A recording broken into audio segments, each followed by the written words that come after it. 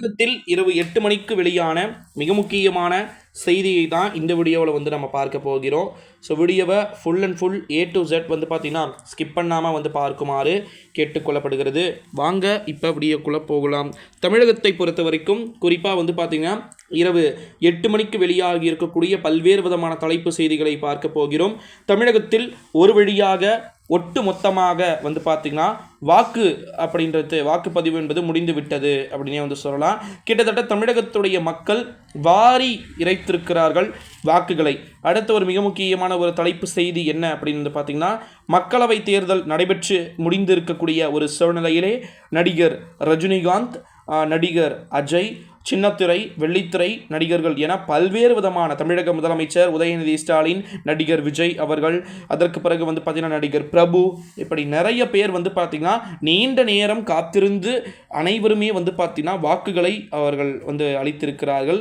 அடுத்த ஒரு மிக முக்கியமான ஒரு தலைப்பு செய்தி என்ன அப்படின்னு பார்த்தீங்கன்னா, தங்கத்தின் இன்றைய விலை கிட்டத்தட்ட 440 ரூபாய் உயர்ந்து 55,120 ரூபாய்க்கு விற்பனை செய்யப்படுவதாக தகவல்கள் என்பது வெளியாகி இருக்கிறது. அடுத்த மிக முக்கியமான அறிவிப்பு, தொடர் விடுமுறையை முன்னிட்டு கிட்டத்தட்ட பேருந்து கட்டணம் மற்றும் ரயில்கள் கட்டணம் அதிகரிப்பதன் காரணமாக, கூட்டங்களும் அங்கு அலைமோதுவதன் காரணமாக விமான கட்டணம் கிடுகிடுவென உயர்ந்திருக்கிறது. அடுத்த ஒரு மிக முக்கியமான ஒரு தலைப்பு செய்தி என்ன அப்படின்னு பார்த்தீங்கன்னா, ரொம்ப இம்பார்ட்டண்ட், முதல் இந்தியன் நிலவில் தரையிறங்கும் வரை இந்திய விண்வெளி ஆராய்ச்சி மையம் தொடர்ந்து நிலவை நோக்கி மீண்டும் படையெடுக்கும் அப்படின்னு சொல்லிட்டு இஸ்ரோவின் தலைவர் சோம்நாத் அவர்கள் தெரிவித்திருக்கிறார். அடுத்த மிக முக்கியமான ஒரு அறிவிப்பு என்ன அப்படின்னு பார்த்தீங்கன்னா, ரொம்ப இம்பார்ட்டண்ட் அப்படின்னு சொல்லலாம். மக்களவை தேர்தல் முட்டிட்டு நாளையும் கிட்டத்தட்ட பார்த்தீங்கன்னா மெட்ரோ ரயில்கள், சிறப்பு ரயில்கள் இயக்கப்படும் அப்படின்னு சொல்லியிருக்கிறாங்க. அடுத்த மிக முக்கியமான ஒரு தலைப்பு செய்தி என்ன அப்படின்னா, தேர்தலை முன்னிட்டு கோயம்பேடு சந்தைக்கு 2 நாட்கள் விடுமுறை அப்படின்றது அறிவிக்கப்பட்டிருப்பதாக தகவல்கள் என்பது வெளியாகி இருக்கிறது. அடுத்த மிக முக்கியமான அறிவிப்பு என்னன்னா, துபாயில் கடுமையான மழை வெள்ளம், கிட்டத்தட்ட வரலாறு காணாத மழை பொழிவால் பாதிக்கப்பட்டிருக்கக்கூடிய இந்திய குடிமக்களுக்கான உதவி எண்கள் பார்த்தீங்கன்னா அறிவிக்கப்பட்டிருக்கிறது.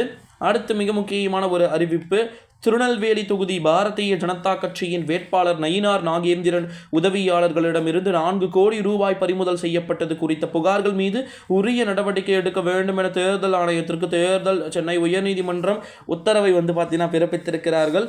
அடுத்து மிக முக்கியமான அறிவிப்பு, மக்களவை தேர்தலை முன்னிட்டு கிட்டத்தட்ட பார்த்தீங்கன்னா இன்று வண்டலூர் பூங்காவிற்கு விடுமுறை அப்படின்றது விடப்பட்டது.